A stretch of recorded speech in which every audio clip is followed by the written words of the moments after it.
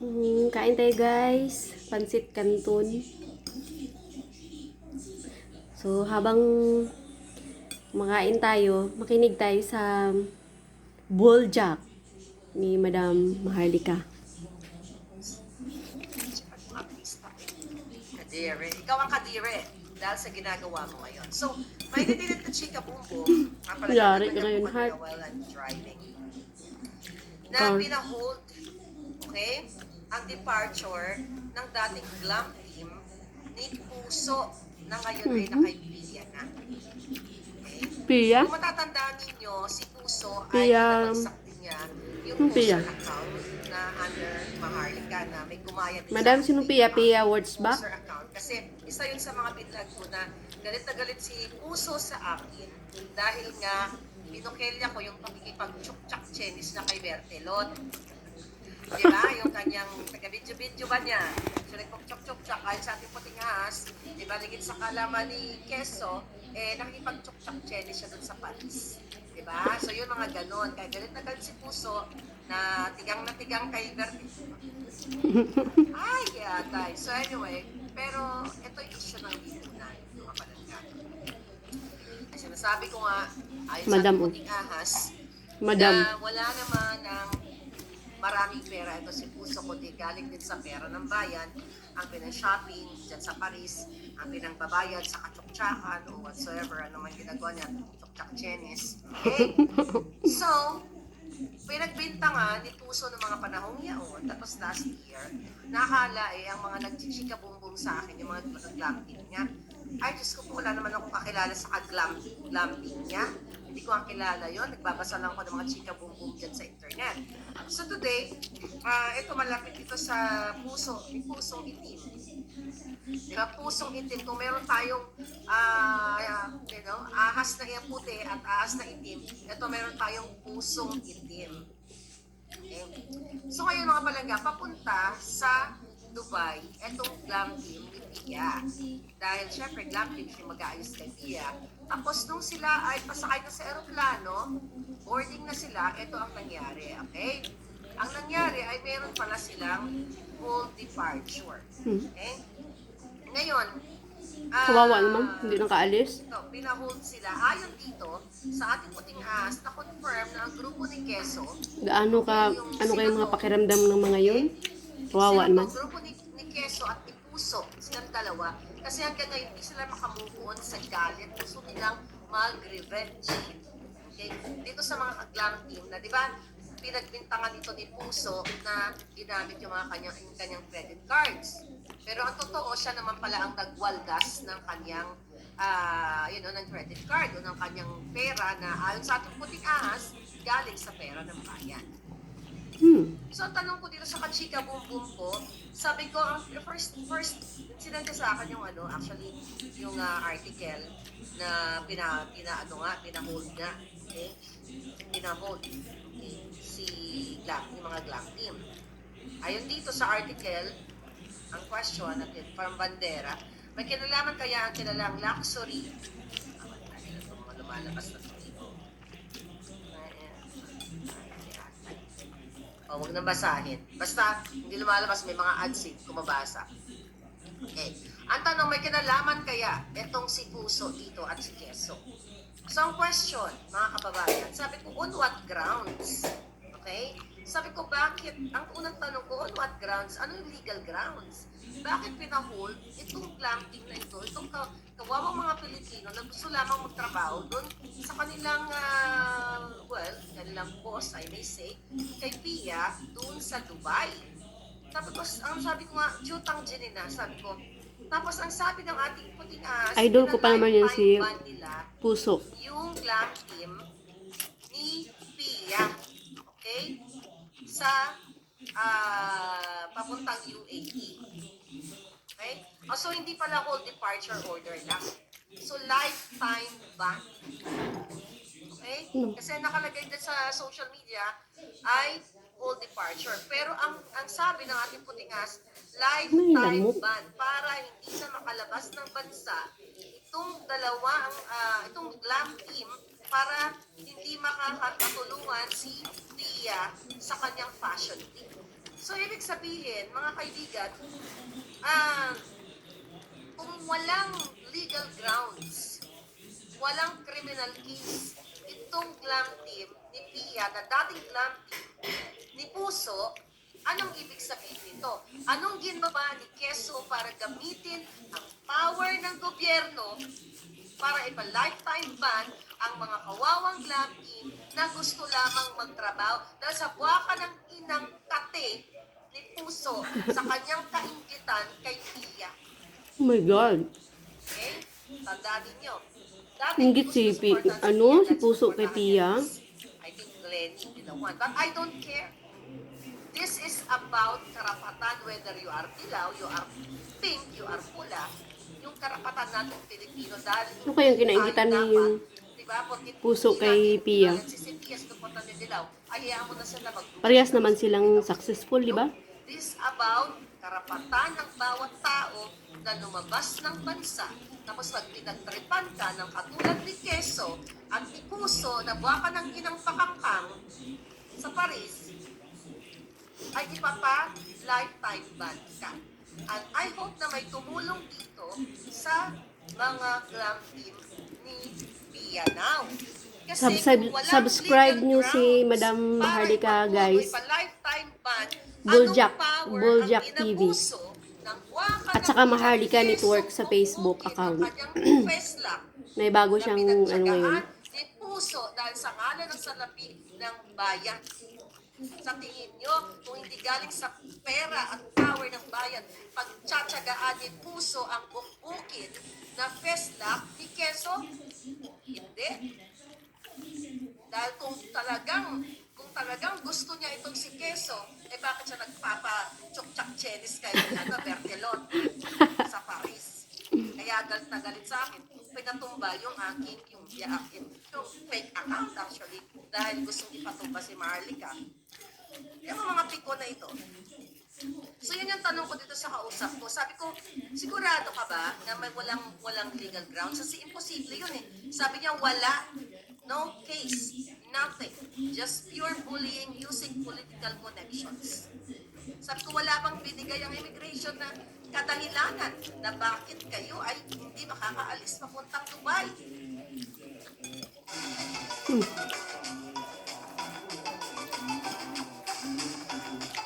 Advertisement.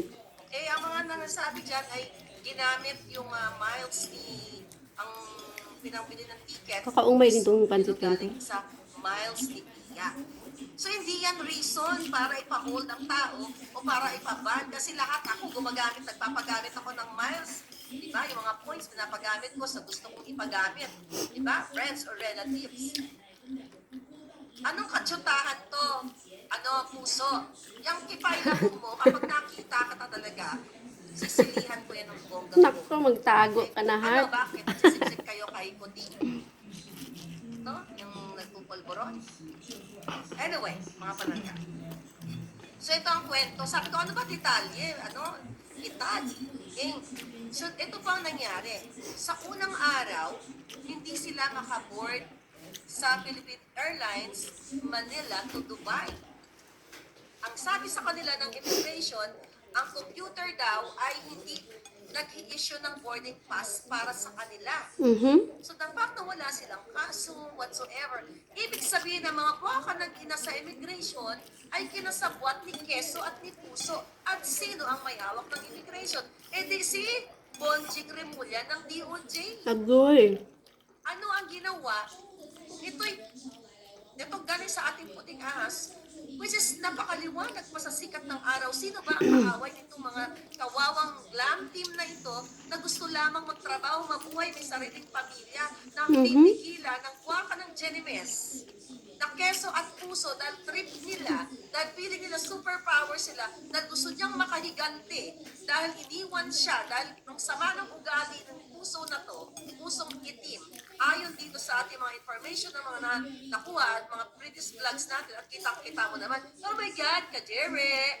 Ang bigao ng alpot patuto, Kajere! Hindi naman ganyan ang salitang Pilipino. Walang longwahe ang Pilipino ng, oh my God, Kajere! Bigaon! Oh my God, Agutera! Mga ganon-ganon, di ba? Oh. Ang kinagagalit ko dito palangga, day 1, di mabigyan ng boarding pass, okay, ng Philippine Airlines. Eh, doon nga sa immigration na Manila to Dubai. Di ba, pag nag-check-in ka sa airlines ka, di ba? So, pagpasok sa airlines, itong glam team, hindi mabigyan ng Philippine Airlines ng boarding pass.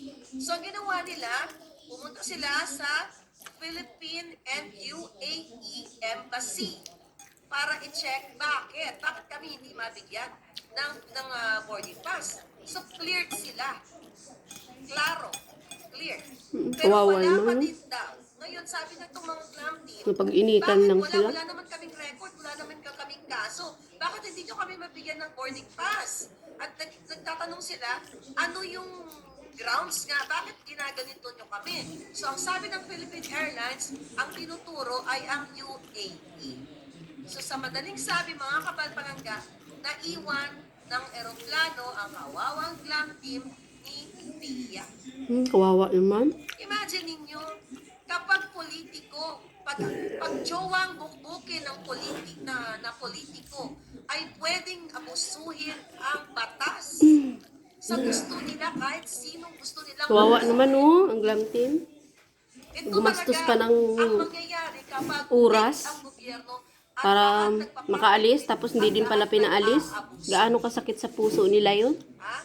Hindi ka pa nakontento, puso, sa kakatsuktsak ni Bertelot sa kipay labog mo, gusto mo ba maghiganting-bigat nila ka? Oh my God, Jerry! Luck! Akala mo na tutuwa sa'yo mga taga-Fords Park? Sinusuka ka nila, guys. Akala mo nagbiga-biga ka doon? Nagbuang-buang ka na, no? Nasobrahan ka ba sa tsuktsak? Oh, so ito na nga ang nangyari, mga itan. Day 1, naiwan sila ng eroplano. So day 2, syempre nilaban ng mga glam team na kailangan nila makapunta kasi may engagement sila kay Pia. Kasi may fashion show ang Miss Universe natin. Kasi ang laki Pia, ng inggit Coach Back, ang ganda pa naman puso yun. dito kay Pia. Dahil nga naman, siya putot. Diba? Katulad ni Smugs. Saan si Smugs? Saan si Sipi? Pwede putot natin. Pwede mo nga, Chibot. Pwede mo kasi Smugs. Chutang chinemes to. Aha? Ikaw puso, kahit anong gawin mo, at least na lang magpadugtong ka ng tigil. Okay? Hindi ka magiging Pia at hindi ka magiging Miss Universe. Ingit mo sa katawan. Isang bulatin lang pumipirma sa'yo dahil mukhang hindi ka na lumalapang dahil gusto mong maging butot balat ka dahil magmo-model-model ka. Model-model. Model-model ka sa bato-bato ng Paris. Oh my God, Paris, right? Gusto ko yung paborito kong tsokolate doon eh. Ano ba yun? Pierre Hermé. Paborito ko dun sa kanto. Si Butot. Kahit anong gawin mo, Kung sino mga nanonood na artista kay Maharlika, no? Malaman talaga anong pinagagawa ni Heart. Hanggang-hanga pa naman sa kanya yung mga ibang artista. Keso Isabog Bukit. Ay, giyatay, alpot patuto talaga to si Keso. Ikaw talaga, madam. Ang dami mo talagang Ayun, eto na nga mga kababayan. nalalaman. So day 2, itong kawawang Miss Universe natin ay bumili ng ticket na business class. Okay? Sa Etihad Airlines. Okay? So binili ni Tia, okay, fine. Okay? Hindi sila pinasakay dahil nga miles lang ang ginamit. Okay. Wawa naman, no? Business class, ganyan-ganyan. So ang nangyari, mga palangga, hindi pa rin nabigyan ng Ay, grabe. Philippine Airlines ng boarding pass. So, anong ibig sabihin yan? Grabe, ginawa na ang lahat, no? Business class na ang kinuha para lang makaalis. Ayaw mo marigat-tak ni palangga, then why are you here? Chupi sabi ko, oo nga. Pinagalit pala kayo sa nangabi. Oh my God, you're so kadere. Paano kayo ni Puso? You go there. So, ikaw, Puso, pare-pareho kayo ni Betty Butot. Okay? Si Butot nga lang, Butot. Ikaw, anorexic. At si Butot kahit sa paano, may soso. Ikaw, dapang-dapa, parang inapakan ng pison. Baka, meron na ba siya? Baka nagpatusok siya ng tsubat. Ito na magkasama. mag-asawa, nagtitong ka kompleto ng barkada. Ay, nako, dali. Kompleto na itong mga hitad na ito. Oy, nakatoma lang tayo kagabi. Lisa, nakatoma ba? Ito ang dalawang mag-asawa. Ito salarin eh. Alam mo silang dalawa talaga ang salarin kung bakit nagkakaganito ang ating bayan. Alright? Okay, kaka muna, Lisa. Pahigayin mo na. Ay, yatay si Lisa. Oh, nalasing na. Nalasing na. Guray-guray. Oh, sige, magpahinga ka na. Alam ko, lasing ka. Madam talaga. Mamaya ka tara bubol jacket. Okay? So, ito na nga mahalaga. So, ay binili ni Pia ng ticket. So, hindi pa rin sila nabigyan ng boarding pass. So, ang computer ayaw pa rin. So, hanggang sa ang travel agency ay in-inform ang glam team ni Pia. Sino ang pangalan ng glam team nila? Ito. Si Justin at saka si Justin Soriano and Jack Aguilar. Okay, so ang nangyari mga hitad, yung travel agency ay in-inform itong glam team ni Pia na, hey, lifetime ban kayo sa inyo. Ay, grabe. Lifetime So, na. ang tanong, ano ang chinika ang may power Grabe, si no? Quezon? Ano ang Napaka-powerful. ginawa ni Quezon sa ngalan ng power niya? Ano ang sulat? Pinadala sa Dubai, ginawa ng kwento, which is this is very Lisa Smacks. This is very pulboronic government. Ang ginagawa nila na sirain ang mga tao. Grabe. Ayaw nila. Kakaawa. Or hindi nila gusto ang ngangabels like me. Ako, di ba, kinamnan ako ng 1 billion case yata dyan. Palundok ko lahat sa kanila mga Matindi. mga yan. So anyway, mga palangga, so tinanong ng glam team, ano ang dahilan? Bakit kami ay lifetime ban papuntang Dubai o UAE? O UAE, the whole United Arab Emirates, mga kapalangga.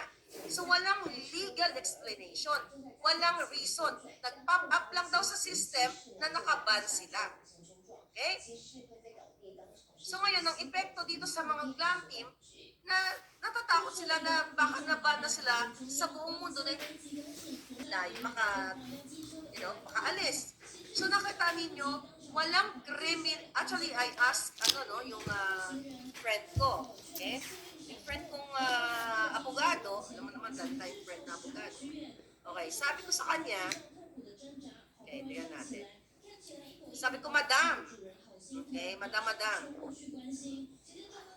新春送礼，老鞋之日丝巾，全年家乐福康士美买2送1。真实人生。 Ano? Okay, sabi ko, gago talaga to si Quezon. Sabi ko, pwede pa check palangga. Sabi ko na ganon. Kung ano bang sa tingin mo ano nangyari dito. Sabi sa akin, ni Palangga, sabi niya kung wala namang legal criminal case, there's no reason para i-ban sila. Diba? Kung meron, pwedeng gamitin yun. Kaso wala nga eh. Diba? So sabi itong Palangga ko, baka ginamitan na naman yan ng influence. Sabi niya, ang dirty-dirty talaga ng heart ni heart. Okay? Ang dumi-dumi talaga ng puso ni puso. So yun ang explanation sa atin. So ngayon, mga hitad, day 2 yun, di ba? So walang dahilan. So natakot ang kawawang mga glam team ni Pia na baka worldwide na ay hindi na sila paalisin. At may nakapagbulong na another informer of Puting Ahas na ito daw ay dala ng galit ni Puso at ni Quezon sa itong dati niyang glam team. Okay? Di ba dati sinuwento ko sa inyo na tinitreaten nila to? Ni Puso at ni Quezon, tinitreaten nila itong mga glam team. Di ba nagkagulo pa nga sila doon sa birthday ni Ivy, Dr. Ivy. Nag-vlog tayo dyan. Okay? So, ang nakakatakot dito mga kababayan, they are ordinary citizens. Filipinos na nagtatrabaho ng patas, nagtatrabaho ng maayos, nagkaroon ng opportunity na lumabas sa bansa, nandoon si Pia, nagre-represent ng bayan natin bilang isang Pilipino na, may mga magagaling, commenting-kenting doon. Tapos etong glam team, kailangan niya ng assistance ng glam team. Tapos sa isang tulak lang, sa power, ayon sa ating Puting Ahas, ni Quezon dyan sa, ano, Matindi. gobyerno, Matindi kung totoo to. ipapagban na lang. So, saan yung justisya sa mga taong ito, anayo? Kaya nag-aagawan talaga sa posisyon tong mga politiko eh. Kasi kayang-kaya nilang kaawaan nyo sila. baliktarin yung mundo kapag Tulungan nyo sila. ginusto nila. Paano tinatarantado na lang ng mga taong may koneksyon sa gobyerno at may power sa gobyerno. Diba? So anyway, so ito yung mga ito, yun nga, a-attend itong fashion week na ito. Okay? Alright. So mga kababayan, sabi sa akin, Miss Maharlika, ganito na lang ba sa bayan natin? Wawasakin ng mga politiko ang buhay ng kahit sino? Kaya sabi ko, tangina talaga nila. Sabi ko, madam, sabi ko, tangina talaga Ganun. nilang lahat. Sabi ko, nakakagalit ng mga buwakan ng Jeremy. Naabuso nila yung ano eh, So itong si Pia, posisyon syempre, nila. nalungkot na shock. Bakit ito ang ginagawa? Then Pia, you use your voice. As Miss Universe, dating Miss Universe, gamitin mo ang boses mo, iparating mo sa buong mundo na ganito kahayop ang ating gobyerno. At ito, sinampulan ka na. Ikaw lang ang pwedeng mag-defend sa iyong mga kaglangit. Andito kami. Okay? At tayo na sa nakarating sa ating informasyon, hindi daw akalain ni Pia na nangyayari ito sa tunay na buhay. Itong tatlong klaseng mga injustices na ito, akala niya pelikula lang. And now it's happening sa kanya. Sana magsalita si Pia, no? Pia words back. So ngayon, itong si Pusong itim, oh my God, Kadere! Kadere ang ugali mo. Kahit anong gawin mo, hindi ka makakaakyat sa Paris. So guys, hanggang dito lang muna tayo ha. Salamat sa panonood. Bye. Unang-una, Panoorin nyo na lang si Madam Maharlika sa channel niya. Balljack TV. At saka sa Facebook account niya na Maharlika Network. Ayun, panoorin nyo doon. Matutuwa kayo dyan kay Madam Maharlika. Marami kayo matututunan. Ang dami niyang expose tungkol sa nangyayari sa atin sa gobyerno natin sa Pilipinas. Bye guys! Salamat!